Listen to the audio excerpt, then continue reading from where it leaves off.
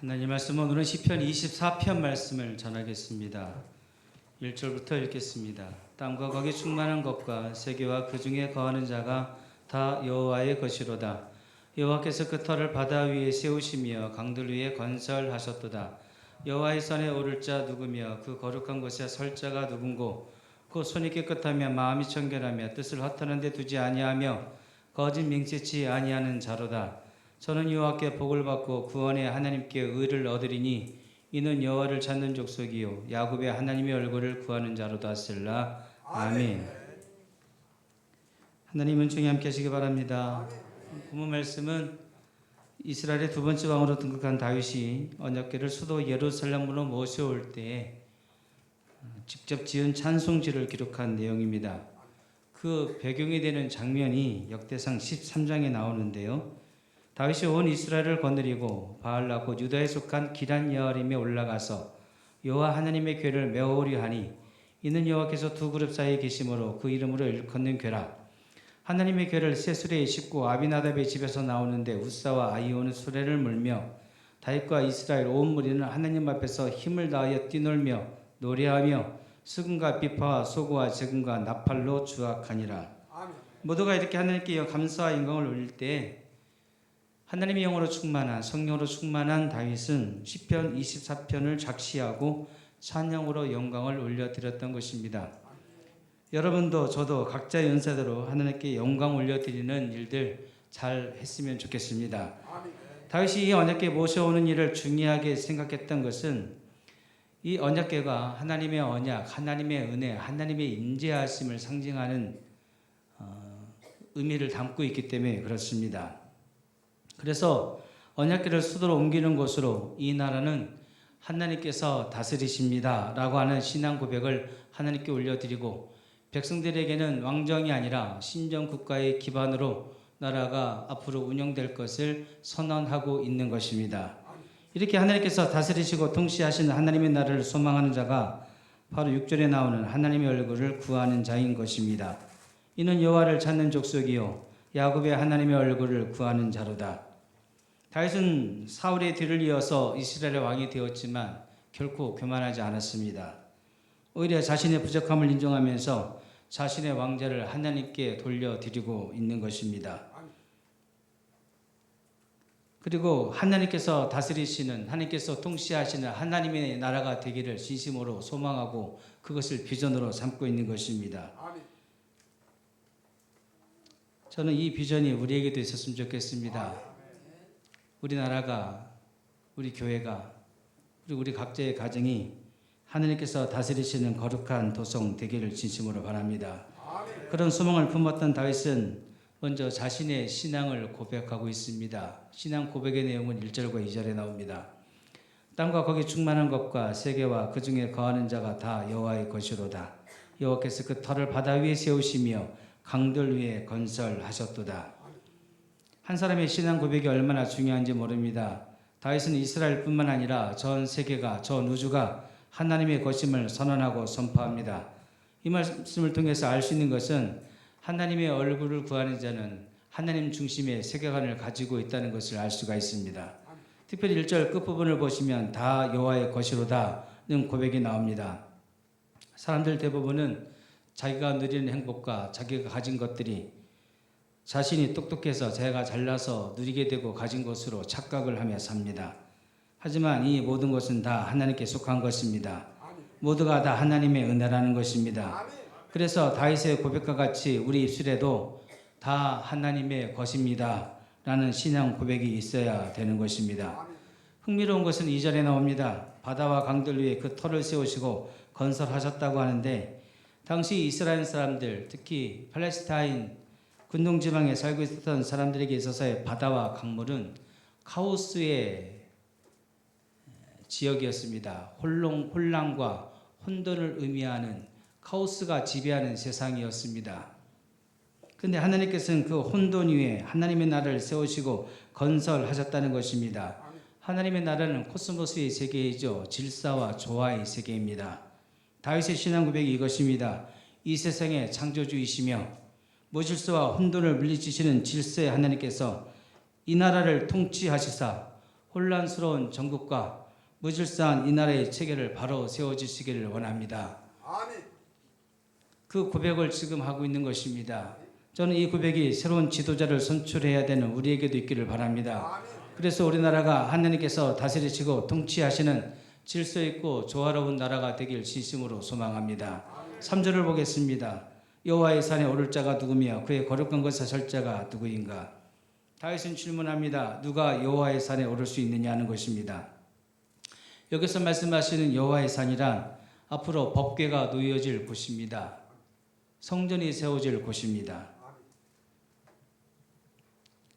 그곳은 성산이라고 부릅니다. 거룩한 산, 즉 시온산을 말합니다. 시온은 이미 알고 계시는 대로 하나님의 임재가 있는 곳입니다. 하나님의 말씀이 있는 곳입니다. 성전이 있는 곳, 예배의 중심이 되는 곳이며 하나님의 통치와 다스리심이 있는 곳입니다. 오늘날 교회를 의미하는 것입니다. 그래서 그의 거룩한 곳에 설 자가 누구인가라는 질문이 이어서 나오는 것입니다. 여호와의 산은 거룩한 곳입니다. 구별된 곳입니다. 세상과 분리된 곳입니다. 그 시온산에는 말씀이 있습니다. 하나님이 임재하십니다. 하나님의 다스리심과 통치하심이 있는 것입니다. 그래서 4절 말씀에는 그곳에서 예배드릴 수 있는 사람의 자격이 나옵니다. 곧 손이 깨끗하며 마음이 청결하며 뜻을 허탄한 데 두지 아니하며 거짓 맹세치 아니하는 자로다. 이 말씀을 통해 알 수 있는 것은 하나님의 얼굴을 구하는 자는 거룩한 삶을 사는 자라는 것입니다. 그 거룩한 삶을 사는 사람의 특징이 4가지로 나오는데 먼저 손이 깨끗하다고 합니다. 행위의 정결함을 말합니다. 마음이 청결하다고 합니다. 내면의 순수성을 의미하지요.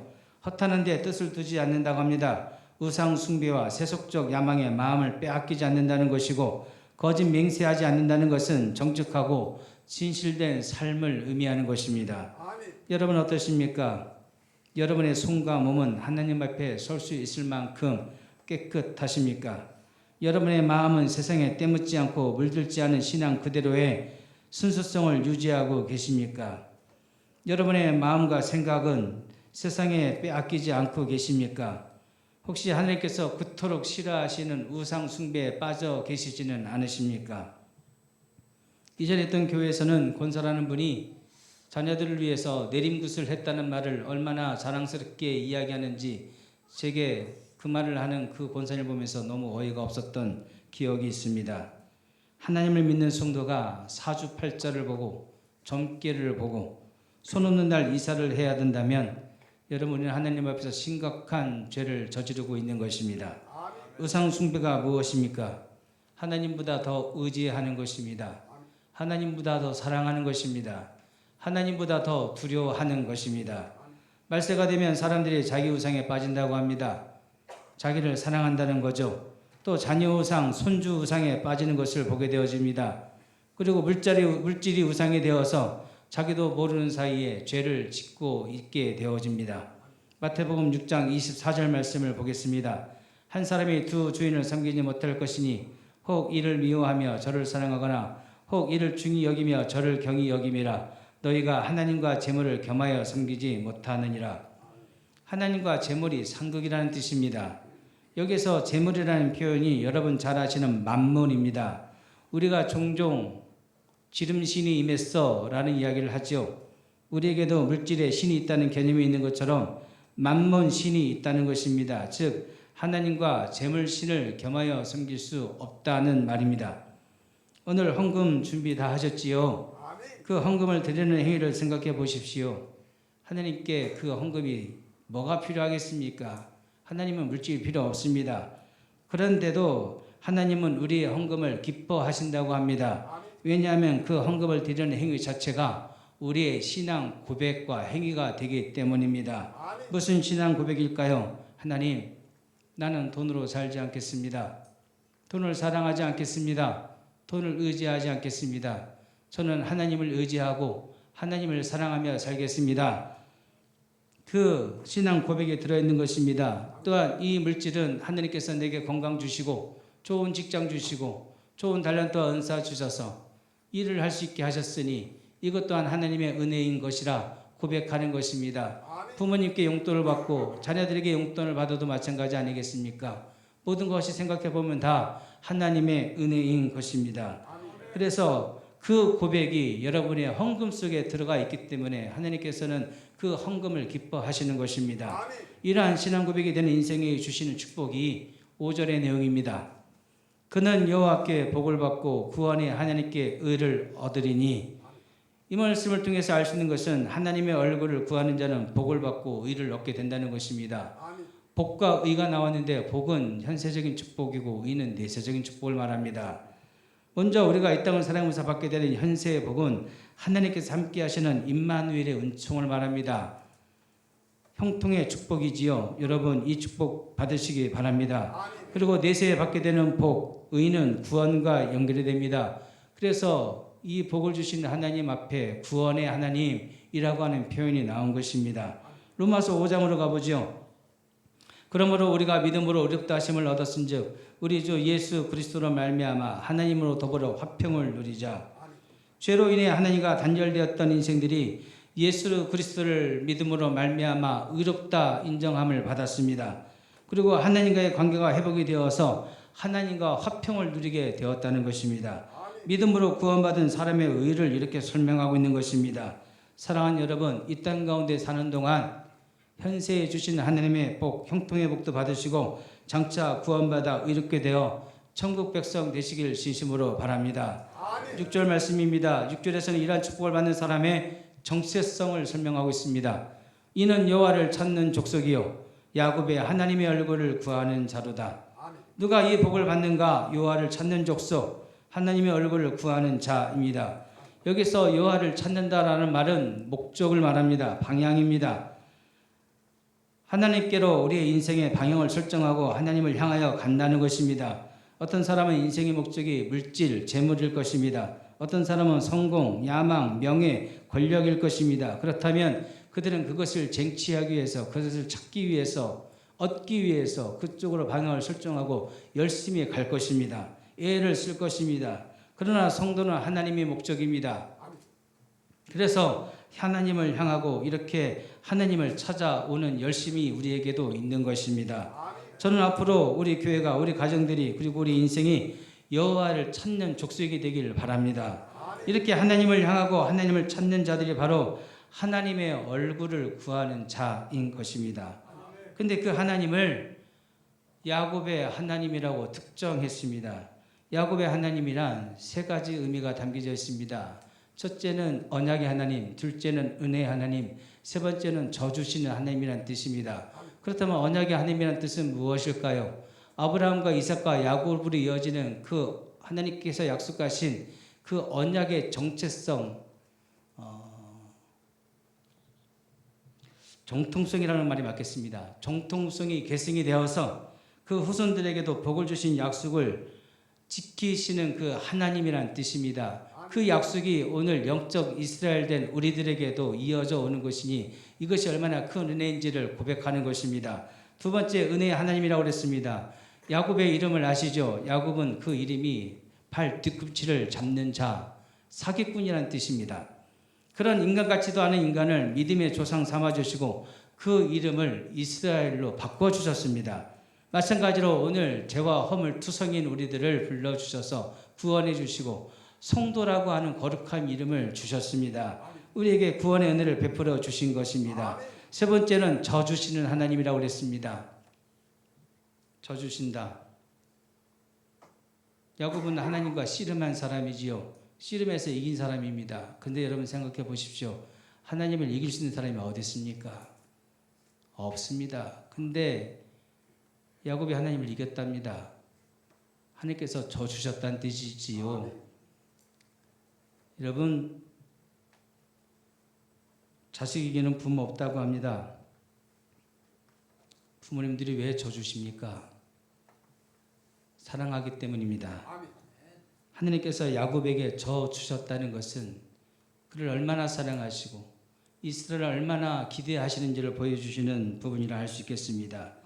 그렇다면 우리는 그 사랑이 어떤 수준인지를 알게 되고 이제는 철이 좀 들어서 그 사랑과 은혜에 보답할 줄 아는 그런 수준은 되어야 된다는 것입니다. 근데 6절 말씀을 더 자세히 보시면 그 하나님을 구한다고 하지 않고 하나님의 얼굴을 구한다고 나옵니다. 그럼 하나님의 얼굴을 구한다는 것은 무엇일까요? 이 말씀은 십계명 중에 1계명과 관련이 있습니다. 십계명을 기록한 출애굽기 20장으로 한번 가보겠습니다. 너는 나 외에는 다른 신들을 내게 있게 말지니라.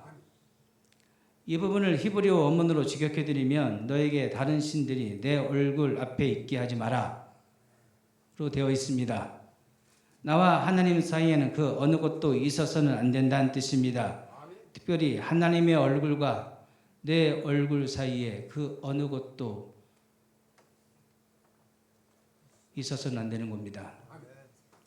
지금 본문 6절에서 하나님의 얼굴을 구한다는 것은 하나님과 나의 사이를 가로막는 어떤 것이라도 제거하고 없애기 위해서 노력하는 것을 말합니다. 여러분 노력하셔야 됩니다. 애쓰셔야 됩니다. 제거하셔야 됩니다. 없애버리셔야 됩니다. 오늘 하나님을 찾아오신 여러분, 그 어느 것도 하나님과 여러분 사이를 방해하지 못하게 하십시오. 그 무엇도 하나님의 얼굴을 가로막지 못하게 하십시오.